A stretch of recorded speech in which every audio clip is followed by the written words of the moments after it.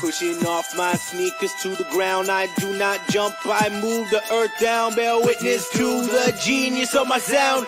Born at the bottom, but now I'm top down. Look, I'ma call it swagger. I slip through time zones like a cloak and dagger. Mad rubies on my chain. You can see your pain bubbling, blood vein. Your girl's in my A because she's sipping on my champagne. That's right, 6 figures in my back pocket. And that's right, 1 million in my safe deposit.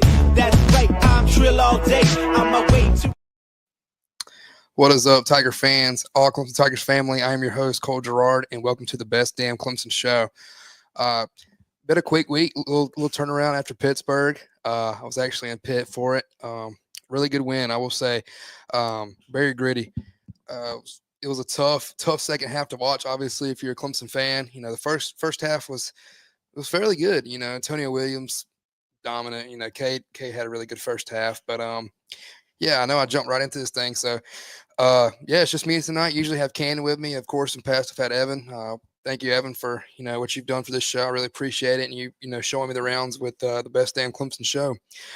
So Clemson Tigers escaped Pitt this past weekend with a 24-20 win in Pittsburgh. Like I said, very gritty win. With a minute 30 left in the game, you would have thought, okay, third loss of the year, just beat the Gamecocks. But we're going to get into that, how that finished. But, you know, first play from scrimmage, you know, freshman Elijah Thurman, who was a freshman O-lineman. You know, we had Marcus Tate and Tristan Lee not travel to Pitt, but Elijah Thurman played in that Virginia Tech game, held his ground really well. So I was very excited to see him come into this game and play. And the first play from scrimmage, he goes down, got rolled up on. Dabo announced in his halftime little talk with ESPN that he would be out for the year. He'd get cleanup surgery. Hope we'll get him back for the spring. So there you're hurting the O-line again, because I mean you already have a lot of guys out for the season. Colin Sadler, a couple guys got hurt in spring ball or whatever, and you really hope to get Tristan Lee and Marcus Tate back, which I think we will. Sit them this week. No offense to the Citadel, but we need to see a lot of young guys play this week. A lot of guys that are going to redshirt, let them play, since you know you can play 4 games. So I'm really excited to see these young guys play versus the Citadel.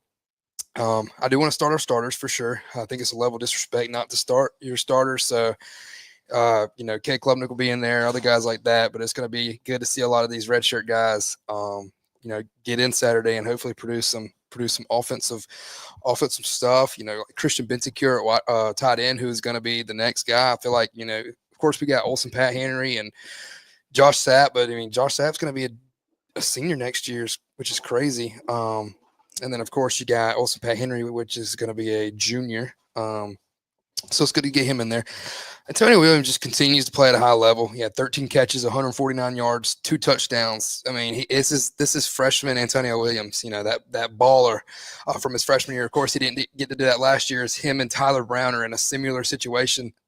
You know, last year Tyler Brown was lights out, and you know Antonio Williams suffered that injury early in the season, didn't get to play into the Gator Bowl. So yeah, it's just like freshman Antonio Williams back, and then of course Tyler Brown was so good last year, and he's not going to be back to the bowl season. So kind of in a familiar state. So I hope Antonio keeps balling. I mean, he's just thinking that you're going to have him back next year, Kate Klubnik back next year. We need to keep Tyler Brown, because he's going to be a special one. And I hate that his season got cut short, but he's got one more. He's got at least one more game. Dabo said he will be back for the postseason. You know, Kate Klubnik, really good first half. I think it was like 20 for 26 in the first half, and there was 3 drops. He finished the game with 27 for 41, 288 yards, and 2 touchdowns. You know, and we're going to get into, you know, some K. Klubnik here in a little bit. That, you know, QB1, no doubt QB1. He just performed at a high level. You know, outside of that Louisville game, you know, the whole team was bad that game. But, you know, K. Klubnik's given us our best chances to win ball games, and he proved this game why that is the case. And, you know, I'll always stand with K. Klubnik for that. You know, as you saw that game, it was tough to get the ground game. You know, we didn't do anything on the ground. It sucked because, you know, with Pitt's defense, you should be able to run the ball. And, you know, we weren't able to run the ball this past Saturday. Phil was 17 carries for 17 yards, average 1 yard, and his long was 6. Just that can't happen. Pitt's not a bad team, but it's going to be one of the worst defenses you play, in my opinion. You couldn't get the run game going, so it was hard. You had to rely on the passing game, which was fairly good. I will say there was a good bit of drops. I will say that for K. Klubnik's sake, but when you can say you have to rely on the passing game, shows you have a good quarterback. And we were able to get out of Pitt with a win. People look, and it's not people, it's more the SEC and the South Carolina fans are like, oh, Pitt sucks. I mean, Pitt's 7-3. I know they've lost 3 in a row. I get it. Look at LSU, who's lost 3 in a row and has 4 losses now. But they're the SEC and they should be ranked. Kind of like Missouri, who's a 3-loss team now and somehow didn't move. Stayed 23 in the top 25. I won't get into that SEC bias crap, but at the linebacker position Saturday, you would have thought we were easily going to get beat, and we had some guys step up. Obviously, Wade Woodaz was a game time decision. He did travel, but he did not play in that game. So, Sammy Brown, Barrett Carter back there, that's exciting to see. Barrett Carter is such an older veteran, and then you got young Sammy Brown in there. Well, Sammy Brown ends up getting ejected. They call targeting. It was a blatant ass targeting call, but it is what it is. And then he also got called for the roughing. But I think it was they're ready to bleep me out because what I want to say on here. I'm sorry. But yeah, Sam Brown ends up getting ejected. So here comes redshirt freshman D. Creighton into the ball game. I really think D. Creighton is going to be a really good guy. Really good guy. He's a good guy, but a really good player for us. And he kind of, I'm not going to say this yet, but he kind of is built like Bear in a way. He's a big guy. He's very strong. He's fast. He's physical. He's flying around the field, and I think he stepped up this past Saturday. He could have got ejected as well late in the game. And speaking of that penalty, it was an obvious call. It should have been called during the play, but they waited 5 minutes into an injury timeout and then called it. So that's what pissed Dabo off the most. And I can agree with Dabo on that. I think it was a terrible call. You can't call it 5 minutes after play. If you're going to call the daggone foul when it happens. But who cares? It's over with. Let's get into a little bit of these comments. Rome Dorenzo dunking me from college football for this. I got the TV back there. I'll play you after this, Rome. I'm sorry, brother. Cole, what is the expectation from Cade ending this year and ultimately leading into this year? If you look at Cade Klubnik from his freshman year, he was getting his first start in the Orange Bowl game. Could have made the playoffs if he didn't lose to South Carolina at home, which ultimately did not, which kept us from doing that. Yeah, that game, he was a rookie. He, did all he could. Didn't win the ball game, of course. Last year, I really thought he could have been better. He didn't play as horrible as people thought he did. I feel like offensively, we played pretty bad. You can't blame the quarterback for. And I'm not saying he played good. We didn't play good as a team. I feel like I think it was like always relying on the defense to kind of keep us in the ball games and stuff like that. We were a 4-loss team last year, so that tells you everything you need to know. But I think Cade Klubnik is playing at a high level this year, and it's obviously showing with his name high on the Heisman boards. And who knows what could happen these last 2 weeks? Cade Klubnik could get out there and just I don't know. I really do think Cade, deserves the respect, and I think he's getting it from a lot of people. Of course, you're going to have all these SEC reporters and Paul Feinbaum and it's starting. What's the Josh Pate guy? He's starting to turn into a Feinbaum guy. So I'm kind of stopped watching him. He was one of my favorite, YouTube shows about college football. But he's starting to get the SEC bias into him as well. So it's kind of hard to watch these guys talk about Cade Klubnik and Clemson. But I think Cade Klubnik he's dangerous. He's dangerous, and he's going to be dangerous next year. And I can't wait to see it. Jonathan Hall says, weak argument when people talk about schedule. Last time I checked, you can only control yourselves and others. Lately, hasn't University of South Carolina struggled versus ACC? Actually, my brother said it last night. They have a losing record. South Carolina has a losing record to the ACC since 2018. So, yeah, if they're going to talk about the ACC so much, might as well join it again since you can't beat them. So what would you do with the O-line this week when anyone come back? That's the key. Anybody that's hurt on the O-line is not playing for me this week. I'm sorry. I'm going to let these younger guys get in. Guys that are healthy, let them play. Hopefully it's a big old lead in the first quarter. So get these young guys in. But yeah, Tristan Lee, Marcus Tate, guys like that do not need to play. People want to know what Cole got at Permanente Bros. Hey, I will say Permanente Bros is very good. We went 3 times in the span of the 3 days we were there. That tells you a lot. I got the first night I got a stromboli and cheese sandwich. You know, it comes with the fries, coleslaw. It was really good.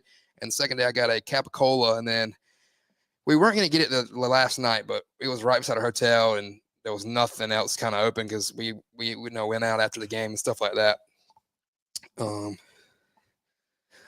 Oliver Hill called the GOAT. None of the pundits will talk about the great year Cade is having. Oh, of course, man. As critics, they're talking about Clemson football. This is going back from when we were, our 6-year run in the playoffs, winning national championships. They still talked about the ACC schedule and stuff like that, and ACC schedule and how good they are. I mean, we had people saying Trevor Lawrence was not going to be this and that. Look at him, and look at Deshaun. I mean, those are 2 generational quarterbacks. You're not going to get those every recruiting class. Cade is a good quarterback. Cade is, he is exceeding most people's expectations this year. A lot of people wanted him benched week 1, and he actually saw the field very well week 1. We just got beat in the second half. Georgia went in the locker room, made those adjustments that we did not make, and you can't go back to week 1. But I appreciate that comment, Oliver Hill. Good talking to you as well. But I think Cade is exceeding expectations in a lot of ways, and I think he's a stud.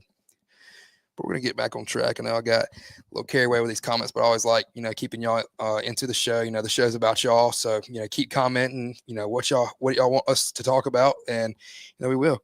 So, obviously, it was a very slow second half. I think we had like 40-something total yards, and, it was after Cade's game-winning touchdown, because a lot of negative, from that running game, I will say. But, Pitt kicks a field goal with a minute 30 left to go up 3.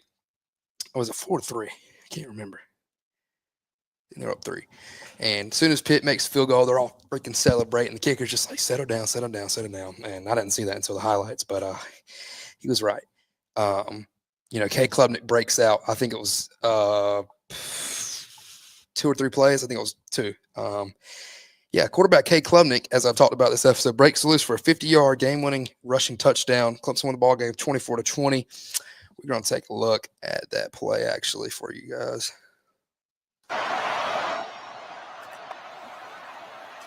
He takes off, running up the middle, first down, inside the 35, he's going to go! Cade Klubnik, touchdown Clemson, 50 yards! Well, just an amazing job. You see 5 defenders in the box right here, and what do you have? You have 6 blockers. When you include Phil Moffitt, you know what that means? He did that ball for the defense. And Cade Klubnik sees it. You got 4 guys off the screen. You got TJ Moore blocking outside. And then he beats the safety McMillan around the edge, gets to the sideline, puts all the Jets in the open field, and he's out the gate. Or Nolan Hauser field goal, but and what a great execution. Shout out to Cade Klubnik for that. It was a really good play. So we're going to get right back on track. We're going to get to another comment. Jonathan Hall says, where do we go now from recruiting, and what should change or need to change? What's your agenda if you were the head coach or AD? It's kind of hard to tell at this second because a lot of people are saying, Tyler Grisham this, Tyler Grisham that. I think our wide receivers are in a good spot. People's got to think. People's got to look at the what could happen if we do fire guys like that. You could lose your 2 freshman wide receivers, TJ Moore and Brown Wesco. You could potentially lose Antonio Williams. People are going to want him on their roster.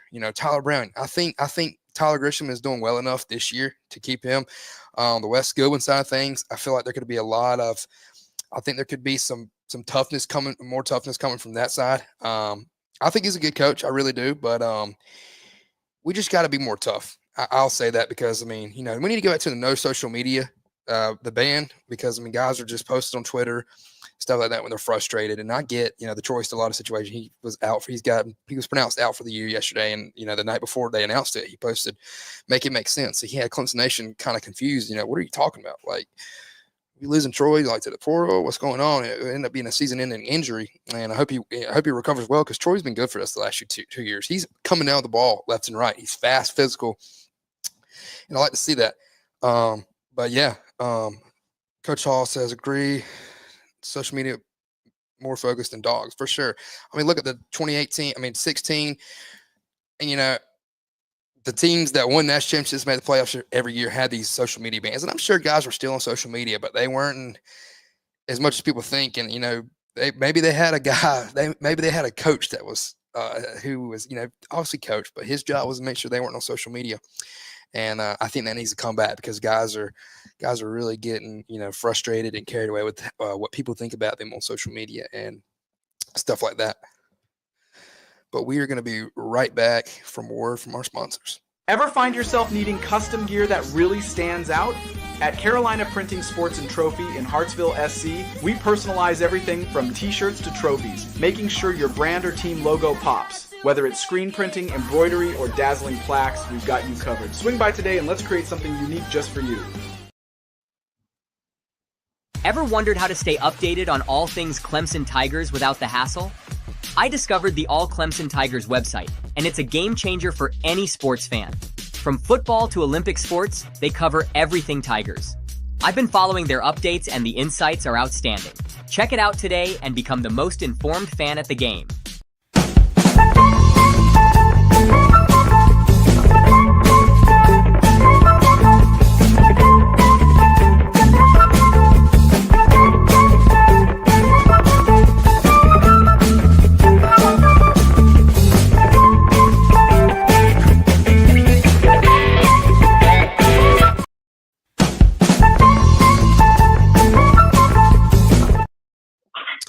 Welcome back to the show, everybody. We got former Clemson Tiger Elijah Rogers joins the show. Elijah, how are you doing? I'm good, bro. How are you? I'm good, man. Thanks for getting on here. Oh, yeah, man. I'm glad to be on here. Yeah, so I had you on my show, my personal show earlier this year, but this is the show I do with all Clemson Tigers called the Best Damn Clemson Show. I want to get you on here today, talk a little bit. We're going to have the comment section on, so I'll tell you if anybody has something to say. Talk to me a little bit about your recruiting process. Sorry, guys, I didn't formally introduce him well. This is Elijah Rogers, former Clemson Tiger player, obviously. But Eli, tell me about your recruiting process and, where you started at your recruiting and, what ultimately led you to Clemson. So in 2018, I graduated high school from Blacksburg, signed with Indiana at a high school.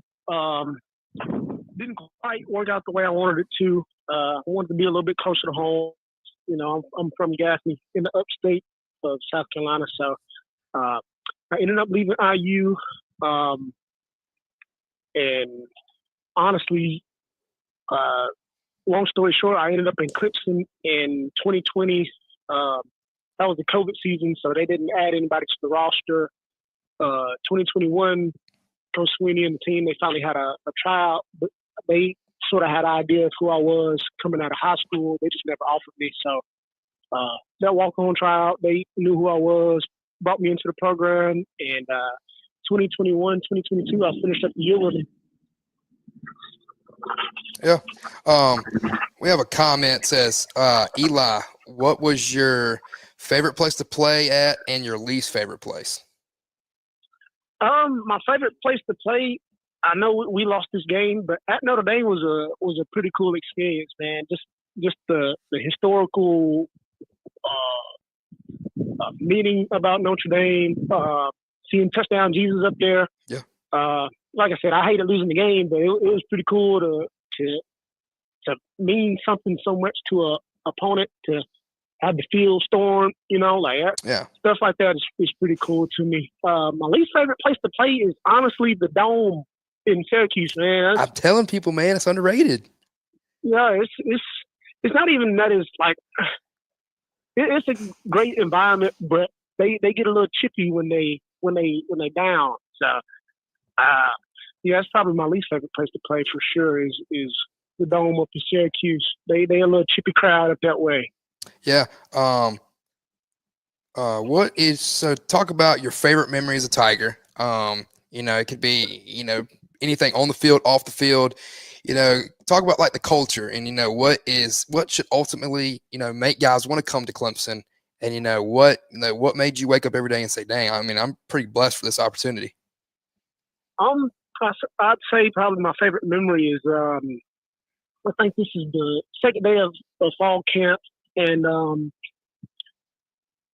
I wasn't getting that many reps, but like I think I got maybe 2 total reps this practice, like as far as team wise. And my second rep of the day ended practice. I got a little highlight tape out, and it's on this highlight tape. This guy who was the quarterback at the time, but he throws a bomb downfield, and I go up, one hand snag it, and the whole practice erupted.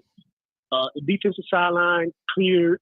They sprinting on the field, surrounding me, jumping up with me and stuff like that. So that's always been a cool moment for me. But as far as culture goes, man, I just think the family aspect of being in a college program is getting underappreciated and holding less value the older I get. And it sucks because a lot of guys, they think and live for, I guess, the current moment instead of thinking long term. I know it's not football, but I look at a kid like PJ Hall that came through Clemson's basketball program, who probably, if he wanted to, he could have left, and instead he stayed. He stayed loyal to Clemson. He stayed and matured and continued to grow under coach with the basketball program. So I just think it's something to be said, in my opinion, to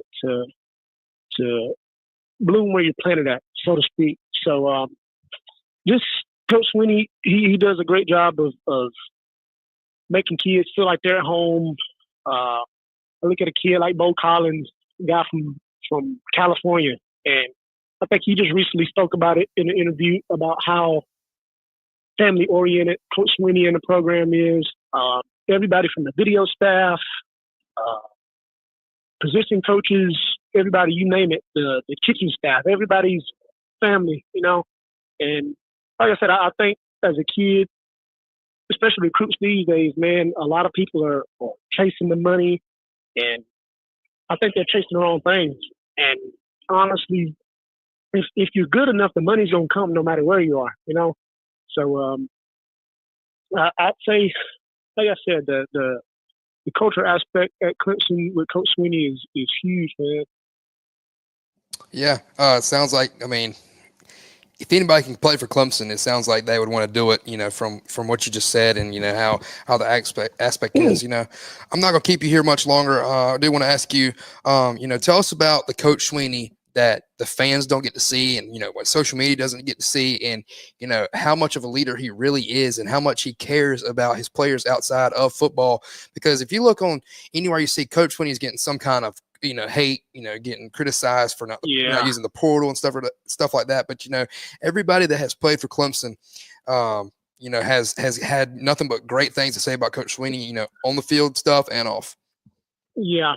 I'd say I respect Coach Swinney a lot because he believes in his guys. You know, it's easy for certain programs to go out and pay a kid $1 or $2 million to come start for a year and then be done with them. But it takes a great man, a great leader to be able to take a kid in as a freshman and grow him and develop him as a player on the field, but grow him and develop him as a man off the field too. I look at guys that I think Cade right now is a great example to me. He came in as a freshman, 5-star kid, super talented, but wasn't quite ready yet performance-wise. And over time, game by game, he's excelling and getting better and getting better and getting better. And I think that's what you want as a player from your head coach, is to believe in you and not kick you to the side, to bring in some other kid who's looking for a payday for a year, you know? So I think that's super important for sure. Coach Swinney, he's a dad, man. He's like a dad. What you see is what you get. He's not gonna fake it. He is who he is, and he sticks to who he is. That's just what he does. I think a lot of people get him twisted on this portal stuff and all that. But like I said, he's a guy who believes in his guys, and that's why people ought to play for him. We get a kid like Barrett Carter. Barrett Carter probably could have left a couple of years ago if he wanted to, but he stuck it out and stayed loyal to Coach Sweeney, who stayed loyal to him. So yeah, and for sure. People hate, not just people, of course people, but like, all these college football analysts, SEC people, they hate to see the good that Coach Sweeney does. They think he does one good thing and they're like, oh, what's he complaining about now? What's he trying to do to, get people to come, this and that. But, you put it on the spot, what you said is, what goes on. And obviously you're not just speaking out of your, just blurting out stuff. You've been there before and you've witnessed stuff like that. But I got one more for you before I let you go. Cam Canarella told me to ask you. Oh gosh. Ask him where he lived at on campus from when he got here to where he left. Oh, I was, I had to find a cheaper spot. I lived at Clemson Edge beside Walmart. Yeah. Rode the cat bus. Everybody can't ride. They call like Karen Canarella, So. Hey, Clemson Edge, man, ain't nothing wrong with it. Like you said, you got the cat bus, you got Walmart right there, you got O'Reilly's. Cat bus, you got Walmart. Everything. 7-Eleven right down the road. Yeah, I never had to spend hardly money on gas, man. I was cat bus and Walmart on foot. Well, even, you got cat bus. That's no gas right there. If you really did not want to pay for food, you got Paul Bistro. Yeah, I mean in the facility. Hey, if you got access to it, hey, save all the money you can. Yeah. Yeah. But Eli, I do want to appreciate you hopping on this phone call. Clemson Nation wants to hear, from guys that have already passed through the program, what it really means to be a Tiger and play for Clemson, get to play for Coach Sweeney and staff. And, Oh, yeah, it's special, man. Yeah. It's special. Yeah, getting that treatment that's, on the field, off the field, and, the real family aspect of the program. But I just want to thank you again, and, I hope you have a great rest of your day, man, and, keep working hard. I see what you're doing, man, and, keep giving back. Oh, yeah, bro. I appreciate you. Yes, sir. All right, brother. All right, bro. There you heard from former Clemson Tiger Elijah Rogers. It's hard to get better than that. I've gotten to be close to Eli now for about a year or so. Really good friends with him. I was roommates with his cousin. Shout out Torian. Getting to really hear somebody talk about the program. Somebody that didn't, get all this crazy playing time, or wasn't the main star on the field, and you can hear it from somebody like that actually cares about the program and is willing to talk about Coach Sweeney and staff, and what it really means to be a Clemson Tiger, and that family aspect. So I want to appreciate Eli for getting on here. He's welcome anytime on the call, and I hope he succeeds. We're gonna get a little bit of this Citadel Clemson matchup. Not a lot of people are talking about it. Of course, it's a bye game. You always have an FCS opponent. We usually get the FCS opponents. The week before South Carolina didn't last year in North Carolina, but Clemson comes to this matchup 8-2, Citadel 5-6. It's the Military Appreciation Day, the purple uniforms.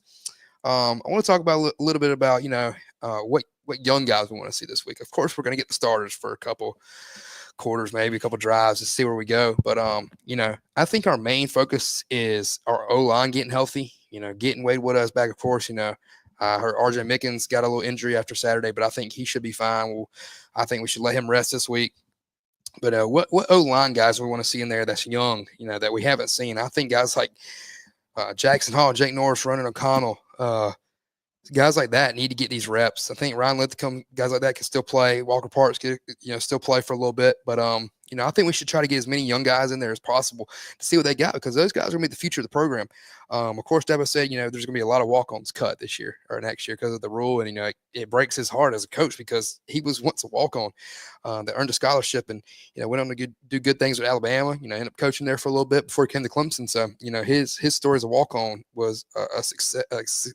He succeeded as a walk-on and it said it hurts him as a coach to have to do this next year. But with the new rules, it's, nothing you can do about it. But, yeah, like I said, I want to see a lot of young guys. Christian Bensecure at wide receiver or at tight end. I think he's going to be he's built like Davis Allen. He kind of reminds me of Davis Allen. I want to see him get some catches this week. Parker Fulgham at wide receiver. Let's get Clay Sweeney. Let's get Clay Sweeney a touchdown. I think Drew and Will both scored. Let's get I'm sorry, I went blank. Clay a score. Obviously we want to see Vizina get a lot of reps. It seems like he's been coming in late in ball games and, not actually getting to throw the ball. It seems like we're up 40-30 when he comes in. So he's just having to hand the ball off and just, play the offense. But I want to see him get some real work. I feel like we haven't seen that. Get Trent Pierman in there. Everybody wants to see that spring game Trent Pierman again. I'll do a score prediction for it. I think we're going to win big. Got us 48-3. Hopefully it's more. We should score 70. We should. But I don't know. This isn't the past Clemson teams. But, we're going to do what we can. We're going to win. South Carolina's got Wofford this week. This is going to be, unless one of these teams lose to Wofford or Citadel, no disrespect, this is going to be more than likely. It's going to be a top 25 matchup. But there's chances this could be a top 15 matchup in Death Valley next week. And I think there's no reason College Game Day shouldn't come. Of course, they're going to go to Texas A&M and Texas and College Station. They've already been to College Station, so I don't think they should. But, these teams haven't played in like 10 years. So really, unless they just do it and come to Clemson, the only possibility they come is if the Auburn Tigers upset the Aggies. And there might be a chance. I don't think Texas A&M is crazy good is what they think. But, honestly, Missouri as well, they got beat this weekend and they didn't move in the college football playoff. They sat at 23. Doesn't make sense. I think SEC bias is a real thing. But top 15 matchup potentially in Death Valley to end the year. And, there's going to be major implications on this game. South Carolina thinks they have a chance to make the playoffs, but it's going to take a lot for that to happen. You don't get prizes for losing 3 games. You really don't get prizes for losing 2 games either, but there's a scenario where we have a chance. So, that day we're going to be huge. We're going to be kicking off the same time as Miami and Syracuse at the Dome. Like Eli said, it's hard to play in the Dome. So we're going to be big Syracuse fans for that game, hoping they beat Miami. If they beat Miami, that would send Clemson to the ACC championship game unless the losing record Wake Forest Demon Deacons go to Miami and win the ball game. Now, fun fact, they have like 4 or 5 wins. Not good. They average 30-plus points a game. And Miami's defense is very terrible. If they can somehow win that ball game, I don't know what I'll do. That'll send us to ACC championship game versus SMU. I think we can beat SMU. SMU should have lost to BC this past week. Clemson doesn't control their own destiny and their run, so we're going to be a lot of other fans. We'll be big fans of other teams this week. So I'm excited. I'm purple out in the Valley, 3:30 kickoff. I'm very, very upset that the Palmetto Bowl versus South Carolina is at 12 o'clock. It seems like every time we go to Williams-Brice, it's a 7 o'clock game. That's because they play on SEC Network every week. It seems like, I wish we could have got the 8 o'clock ACC Network, but we don't really play on the ACC Network. We're usually on a main telecast, but it is what it is. I think that's the ESPN slapping us in the face for declining that Black Friday kickoff or the Thanksgiving kickoff or whatever, but I think it'll be stupid, and I respect whoever made that decision of respecting the rivalry and keeping it, the Saturday after Thanksgiving. I think it's going to be a good matchup. I think we match up well. I think we're the better team unless we just screw ourselves because, we're letting these injuries get to ourselves. And, I think it's going to be a good one in the Valley. A lot of people are saying that we're just going to lose. I don't think so. South Carolina is really good on defense, but, who knows what offense of theirs we're going to get that day. 1 minute, Lenore Sellers is throwing for 5 touchdowns. The next minute, he's not, But I'm not going to speak on that just yet. We have a week ahead of us. Got to get to the Citadel Bulldogs game and, get that win in the Valley. And then, it'll be the last one in the Valley of the year next week versus South Carolina. So, this season's flown by really fast. It feels like 2 weeks ago we were in the Mercedes-Benz Stadium getting our tails kicked versus Georgia, but it flew by. It did. It flew really, really fast. And, it's kind of crazy to think about because here we are, when the one of the final playoff rankings will be out next week. And, then it'll be right before it'll be Selection Sunday soon in about 2 weeks, 2 or 3 weeks right after the ACC championship on December 7th. So it's going to be fun. Hopefully we have a chance to get in there. And it's going to come down to Wake Forest or Syracuse. So other than that, it's going to suck if it doesn't happen. But in the end, you can't lose to Louisville at home. But other than that, I want to thank you guys for getting on the show today. Cannon will be back next week, hopefully, with the Best Damn Clemson show. We've got to find a day that we can do. I'll be traveling either Monday, so we'll probably get it out Tuesday. I know we did it on Wednesday today. I actually was in person for the women's basketball game against South Carolina tonight. We won the first quarter. I'll say, I'm just kidding. But, South Carolina ended up winning that game by 30, I think. Didn't get the win. But, Clemson men's basketball is at home tomorrow against Radford. So if you're in the area, get to Little John Coliseum and, pull for Brad and the boys. But other than that, I'm Cole Gerard, and I will see you guys next week.